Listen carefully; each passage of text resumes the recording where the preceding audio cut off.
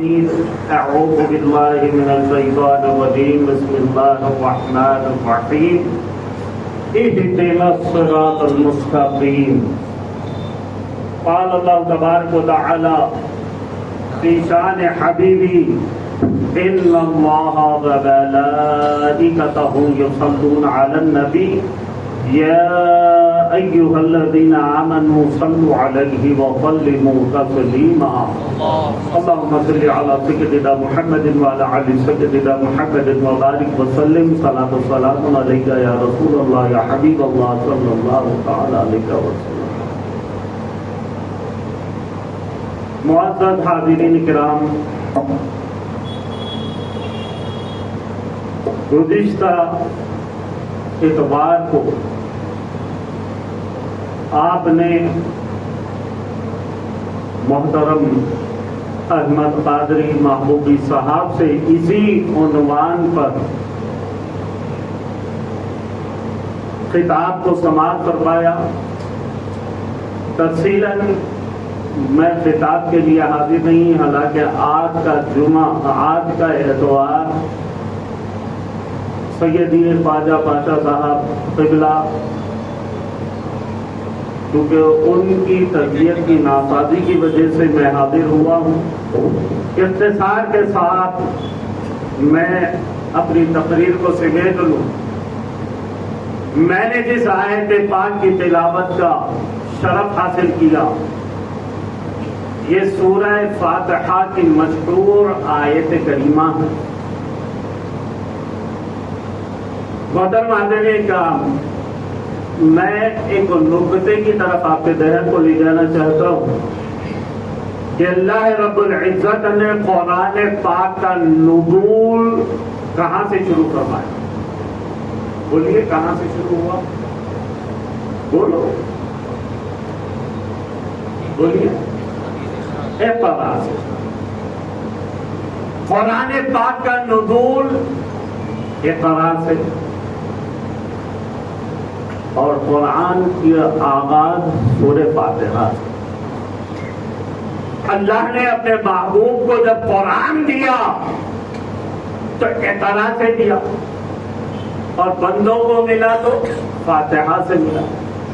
میرے ذہن میں یہ بات آتی ہے کہ اللہ رب العزت نے نبی کو سورہ فاتحہ سے کیوں نہیں دیا، یا پھر بندوں کو سورہ اقرا سے کیوں نہیں دیا؟ نبی کو دیا اقرا سے، بندوں کو ملا فاتحہ سے. اتنا فرق کیوں؟ دینا ہی تھا تو نبی کو فاتحہ سے دے دیتا، یا پھر بندوں کو اقرا سے دے دیتا. لیکن نبی کو دیا اقرا سے، بندوں کو ملا فاتحہ سے. اتنا فرق کیوں؟ وہ فرق اس لیے ہے کہ سڑک چھاپ ملا یہ جان لے کہ جب قرآن پانے میں تو نبی کی طرح نہیں ہو سکتا تو قرآن سمجھانے میں نبی کی طرح کیا ہو سکتا؟ آج چونکہ ہر کس و ناقص قرآن سمجھانے پر تلا ہوا ہے.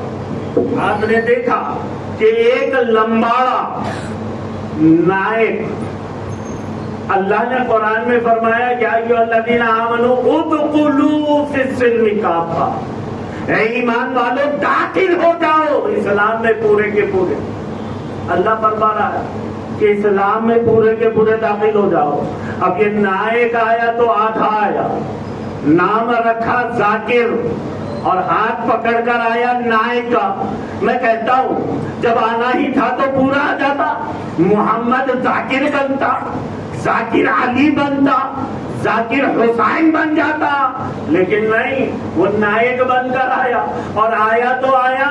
اب لمباڑے بھی قرآن سمجھانے پر تلے ہوئے. یاد رکھو دوستو، قرآن زبان عربی میں نازل ہوا ہے، عربی زبان میں نازل ہوا ہے ضرور، لیکن عربی پڑھنے والا، عربی جاننے والا عرب بھی قرآن کو سمجھ نہیں سکتا. قرآن کو سمجھنے کے لیے عربی آ جائیں تو کافی نہیں ہے. قرآن اللہ کا کلام ہے، کلام اللہ کا ہے، سمجھنا مصطفیٰ کی زبان سے. اب اللہ نے قرآن میں فرمایا اقیم الصلاۃ، جو عربی جانتے ہیں, جو قاعدے عربی سے واقف ہیں, جو عربی کے جغرافیکل سے واقف ہیں, وہ اگر دیکھیں ڈکشنری اٹھا کر کے لغت میں قرآن کے ہٹا کر اگر لغت میں عربی سے دیکھا جائے اقیم الصلاۃ کا معنی کیا ہے, تو ڈکشنری میں اقیم الصلاۃ کے معنی 3 ملیں گے. دعوے کے ساتھ کہہ رہا ہوں 3 معنی ہے عربی میں اقیم الصلاۃ کے. کیا؟ پہلا معنی ہے بانس میں تیل لگا کر سیدھا کرنا. اقیم الصلاۃ کے معنی بانس میں تیل لگا کر سیدھا کرنا. اور دوسرا معنی ہے دعا کرنا. اور تیسرا معنی ہے کمر پہ ہاتھ رکھ کر کے گھومنا. تو اقیم الصلاۃ کے 3 معنی لغت میں ملتے ہیں. اور کوئی بھی عربی سے اگر قرآن کو سمجھنا چاہے تو پھر اس آیت کو کیسے سمجھو گے؟ اس آیت کو سمجھنے کے لیے مصطفیٰ کی بارگاہ میں آؤ. میرے آقا نے فرمایا اقیم الصلاۃ کے معنی ہے اللہ کی بارگاہ میں نماز قائم کرو. سبحان اللہ. یہ قرآن. اگر کوئی یہ کہے کہ قرآن کا ٹرانسلیشن آ گیا, قرآن کو سمجھنے کے لیے کسی پیر کی ضرورت نہیں ہے, استاد کی ضرورت نہیں, مرشد کی ضرورت نہیں ہے, تو یاد رکھو وہ گمراہ ہے. وہ گمراہ ہے کیونکہ ترجمہ پڑھ کر کے کوئی قرآن کو سمجھ نہیں سکتا. یہ میرا چیلنج ہے, ترجمے سے کوئی قرآن کو سمجھ نہیں سکتا. یہی تو وجہ ہے کہ آج وہابیت جو بھولے بھالے سنی مسلمانوں کو گمراہ کر رہی ہے. کسی نے کہا کہ دیکھو کسی کی شفاعت اللہ کے سامنے قبول نہیں ہے, اللہ کسی کی شفاعت کو قبول نہیں کرتا. تم پیروں کے پاس جاتے ہو شفاعت کے لیے, ارے اللہ تو نبی کی بھی شفاعت قبول نہیں کرتا. کسی کی شفاعت قبول نہیں ہے اللہ کے سامنے. اور قرآن کا حوالہ دے رہا ہے. قرآن میں اللہ نے فرمایا آیت الکرسی میں یشفع عنہ, اب وہاں بھی اس کو بتا رہا ہے, یہ حوالہ دے رہا ہے. یشفع عنہ کون ہے جو اللہ کے سامنے شفاعت کر سکے؟ بولا والا سنی مسلمان جو کہ قرآن کو کبھی قاعدے سے پڑھا نہیں ہے, سمجھا نہیں ہے, جانا نہیں ہے. اب اس نے کہا کہ یشفع عنہ کون ہے جو اللہ کے سامنے شفاعت کر سکے؟ اب بولا والا سنی مسلمان قرآن کو دیکھا, سر جھکایا, پیچھے ہو گیا. ہاں یار یہ بات بالکل صحیح ہے, اللہ کے سامنے کوئی شفاعت نہیں کر سکتا. تو قرآن کو سمجھنے کے لیے استاد کی ضرورت ہے, قرآن کو سمجھنے کے لیے پیر کی ضرورت ہے. اب آؤ, اللہ نے فرمایا یشفع عنہ الا باذنہ, کون ہے جو اللہ کے سامنے شفاعت کر سکے سوائے ان کے جس کو اللہ نے اجازت دے رکھی ہے. اللہ نے اجازت دے رکھی ہے. قرآن کو سمجھنا چاہتے ہو اور خود سے سمجھنا چاہتے ہو تو پھر اگر خود سے سمجھو گے تو پھر نماز بھی قائم نہیں کر سکو گے.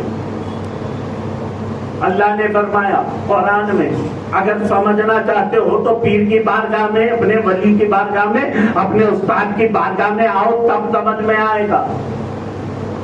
حاضرین محترم, گزشتہ اتوار کو آپ نے سماعت فرمایا اسی آیت پاک پر حضور پیرانے پیر غوث پاک رضی اللہ تعالیٰ عنہ کے واقعات کو عرض کرتا ہوا میں اپنی تقریر کو سمیٹ لوں.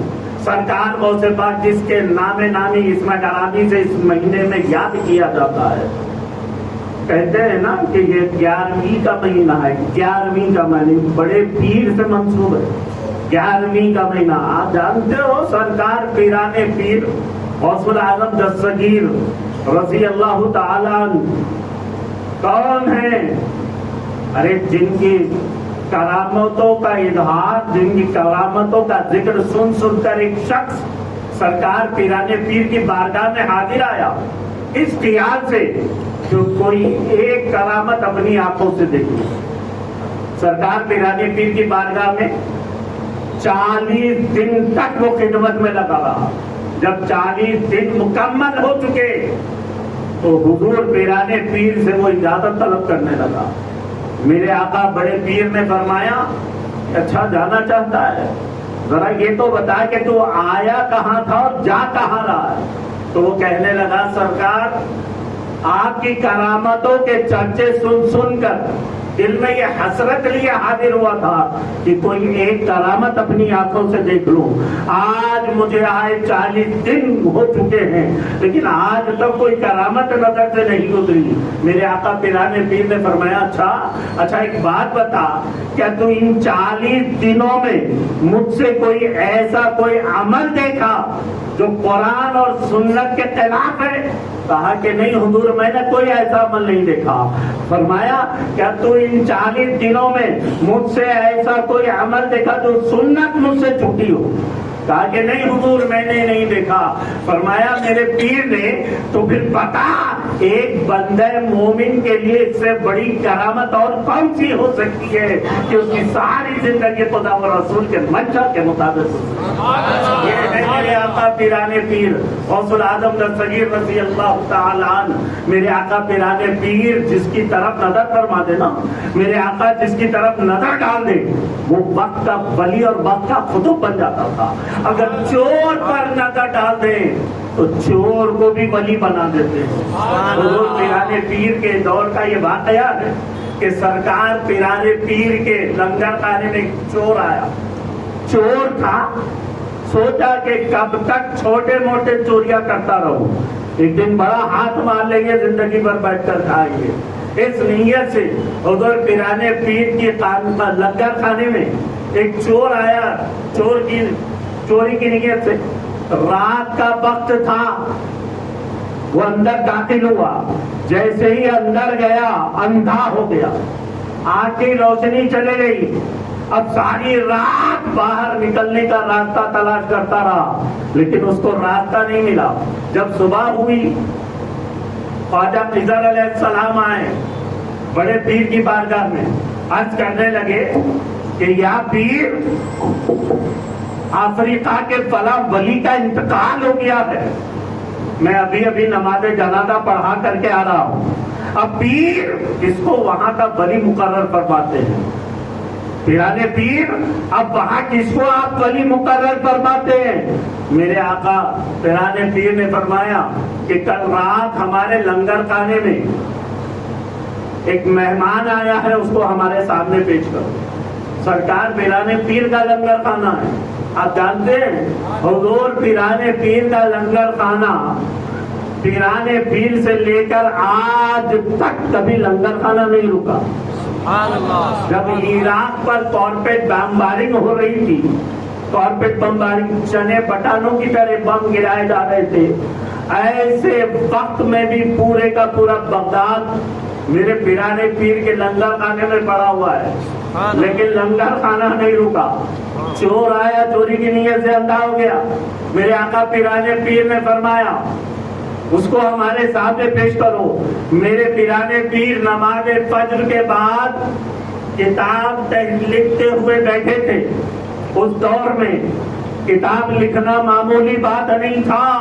आज की दौर में पेन में इंक भरो और लिख दो, लेकिन उस दौर में अगर लिखना हो तो पहले उसको स्याही में डुबो, फिर एक वर्ड लिखो, एक लफ्ज, फिर दोबारा फिर लिखना। मेरे पिराने पीर किताब तहरीर फरमा रहे थे। ख्वाजा खिज़र अलैहिस्सलाम गए, उस चोर का हाथ पकड़कर जो अंधा हो गया था बड़े पीर के सामने पेश फरमाया। मेरे आका पिराने पीर ने जब पहली नजर डाली तो उसकी आंखों को रोशन फरमा दिया, और जब दूसरी नजर डाली उसके दिल को रोशन फरमा दिया। फरमाया, ले जाओ इसको वहां का वली मुकर्रर कर।